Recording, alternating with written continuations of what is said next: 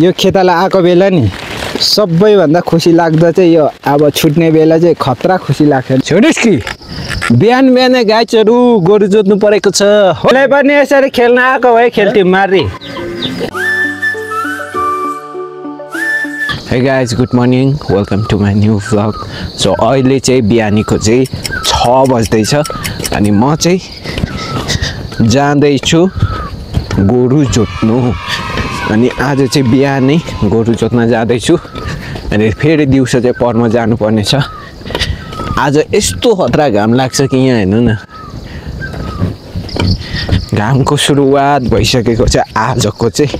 हिजो बेलुका चाहिँ चुस्सा पानी पर्यो, बेलुका भन्दा पनि हिजो 2 बजीदेखि चाहिँ पानी पर्न थालेको अनि लगभग कति 4 बजीसम्म पर्यो होला पानी। सबै पानी सकेछ, आकाशको पानीहरू सबै सकेछ। त्यही भएर आज आकाशहरू यति धेरै खुल्ला छ। अब यहाँदेखि गएर गोरु घसाएर हल्लो बनाएर बाजे जानुभएको छ। फुपा चाहिँ हल्लो बनाउनलाई गइसक्नु भएको छ। आज 3-4 गरा चाहिँ सक्छु कि भनेको यहाँ जहिले निस्किरहेको थियो नि काटिदिएको है जान लाउनेलाई साह्रै भएन क्या। अनि म चाहिँ खेत आइपुगेको छु। यहाँ तल चाहिँ जोत्दै गरेको हिजो जोत्दै गरेको गइहाल्यो क्या, हल्लो भाँचेर काम दिएन। त्यही भएर आज चाहिँ यहाँसम्म जोत्दै ल्याउँछु कि भन्ने आशा छ। यहाँ गोरु चाहिँ घाँसिँदैछ।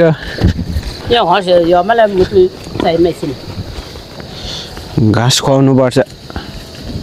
कोदाली ल्याएन नि, कोदाली लगिहाल्यो हिजो, तल खुन्नु पर्थ्यो।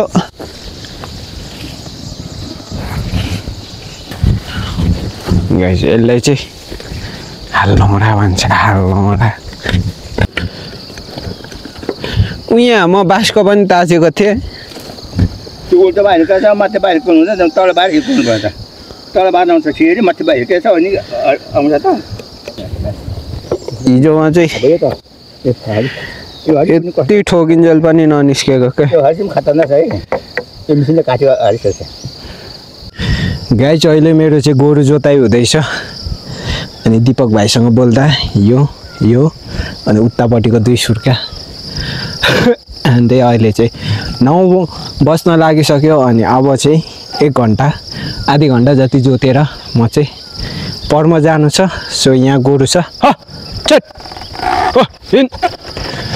यसरी गोरु जोत्नु परेको छ। हो छोडिस् कि बिहान बिहानै गाईचहरू गोरु जोत्नु परेको छ।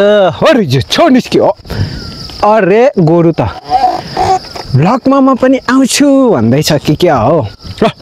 जा हरे जा उभो हरे जा घुमी हरे जा उभो निस्कि उभो।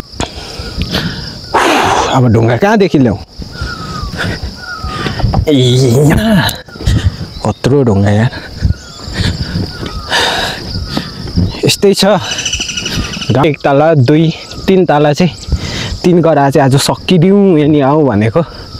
लेट्स सी गाइस, हेरौँ के हुन्छ।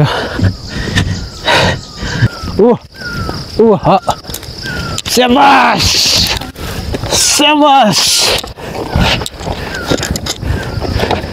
गाइस, यो गरा चाहिँ आलु गरा हो, आलुबारी हो। त्यही भएर एकदम सटटट हुन्छ। Let's go. छत्तेरिका आम्मा कति माटो पसेको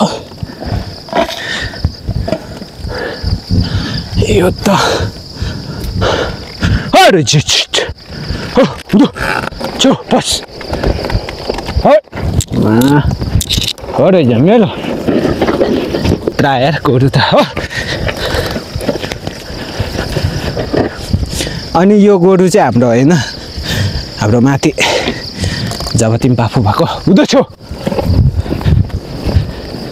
खतरा मेलो बस्छ यार।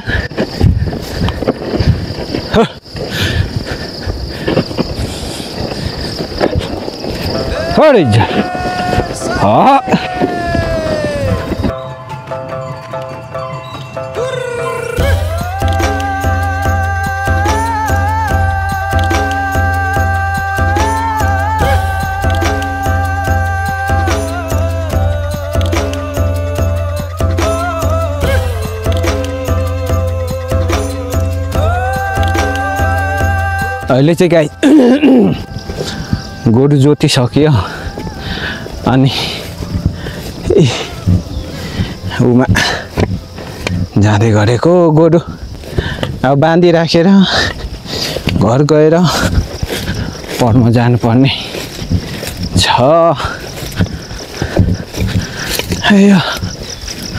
ल गोरु चाहिँ यतैभरि चरोस्।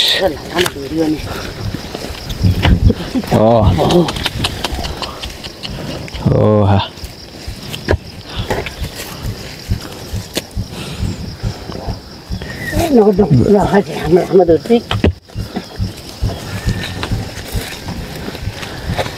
घाँस पनि काटेर चाहिँ खुवाउनु पर्थ्यो, के गर्नु।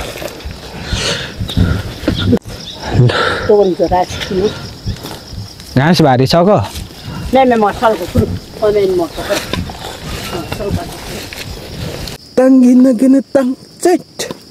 हेर्नु न गाइस, यो चाहिँ अघि दुधुलाको चोप हो। खेताला हिँडेको टक्क कोदाली प्लास्टिक बोकेर। अनि आज चाहिँ यो मेरो पहिलाको हुडी च्याम्पियन भन्ने, यो चाहिँ म कति 11 पढ्दाखेरि किनेको। यो के भन्छ हुडी के भन्छ, यो लगाएर आज चाहिँ जाँदैछु। यस्तो गर्मी छ कि यस्तो गर्मी छ, यसो गर्दा कस्तो देखिन्छ अनुहारै चिनिँदैन होला मेरो त। गर्मी छ क्या, गर्मीमा झन् धेरै लुगा लाउनु पर्छ भन्छ। यहाँ चाहिँ पहिलाको एकदम पुरानो धारा हो, यसरी पानी चाहिँ उम्रिन्छ। हेर्नु त कस्तो दामी। यहाँ चाहिँ अहिले चाहिँ नयाँ ट्याङ्की बसाएको रहेछ। यो चाहिँ पुरानो धारा हो, खतरा धारा। झन्डै यो पानी नि 3-4 घरले खान्थेन क्या यो पानी।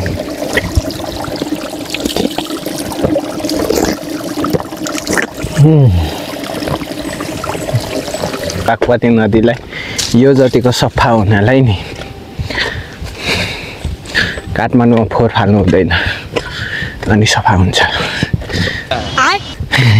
यो खोक्ला हेर्नु न, गम्बुट कराको कराको कराको कराकै छ। मिले हो तुम हमको बड़ी नसीबों से। नाशपाती दाना। सो गाइस, ल अब आजको काम कस्तो हुन्छ लेट्स सी, हेरौँ गाइस। कुकुरी गर्दा भयो।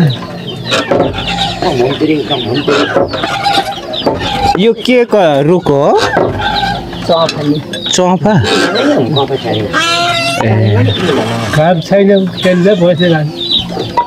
खेल्नुपर्छ, हामीलाई पनि यसरी खेल्न आएको भए खेल्थ्यौँ। मारी खेल्न आएको भए यसरी खेल्न आएको भए खेल्थ्यौँ।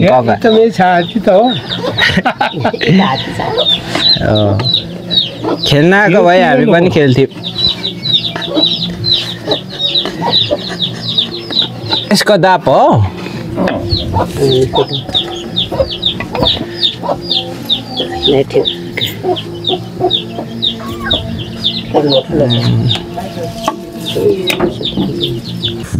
यति धेरै गर्मी भइराखेको छ कि यहाँ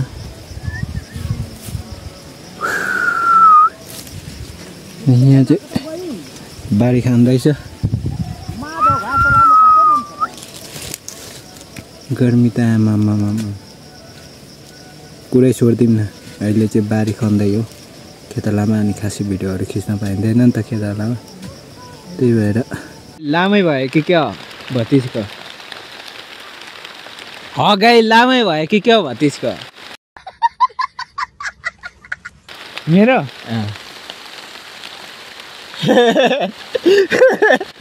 कि त लजाको it's my vlog welcome to my blog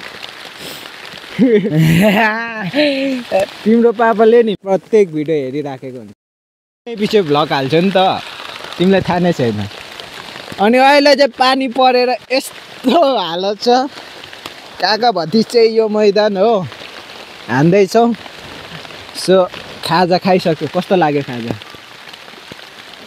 एकदम मिठो लाग्यो होइन खाजा चाहिँ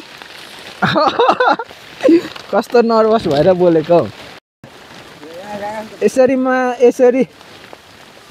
भतिज एकपटक देखाइदिनु त हालेको देखाइदिनु न त्यहाँ यस्तरी हाल्नुपर्छ है गाइसहरू मकै दह्रो भने यसलाई चाहिँ भन्छ मकै दह्रो अनि हाम्रो भतिज चाहिँ फेरि खतरा हो नि मकै दह्रो हाल्नुभयो त पानी परेर यो मकै घारीभित्र यहाँ अलिकति बाँकी छ यो सकेर चाहिँ जाम भनेको यो खेताला आएको बेला नि सबैभन्दा खुसी लाग्दो चाहिँ यो अब छुट्ने बेला चाहिँ खतरा खुसी लाग्छ नि मामा घर जाने रहेछ त